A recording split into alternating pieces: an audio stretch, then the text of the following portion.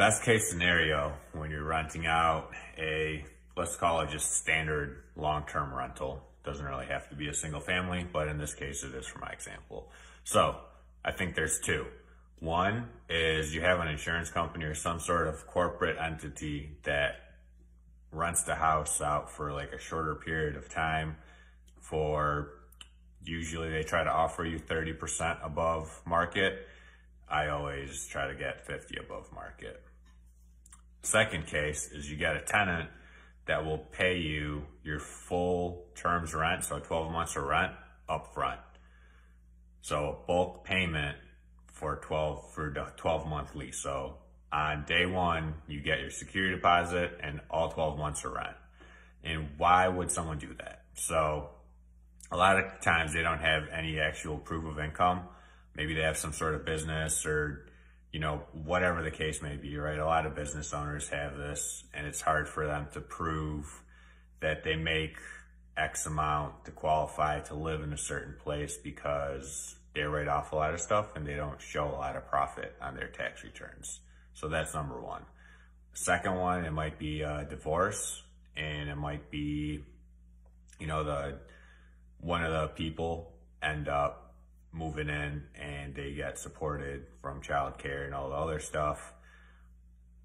Those are the only two that I can think of right now. But in my case, it was a divorce, and I was able to rent out the place to this lady that had excellent credit, excellent background, excellent everything. It's just she didn't have any actual proof of income because she was a business owner. She deducted everything, and she just so happened to get a divorce too. So I don't know if that really matters. But anyway, the best part of this, the way I see it, is I get my whole profit, right? You still keep your mortgage payments, you still keep all the other stuff that go into the equation, right? Your CapEx, maintenance, vacancy, all that stuff.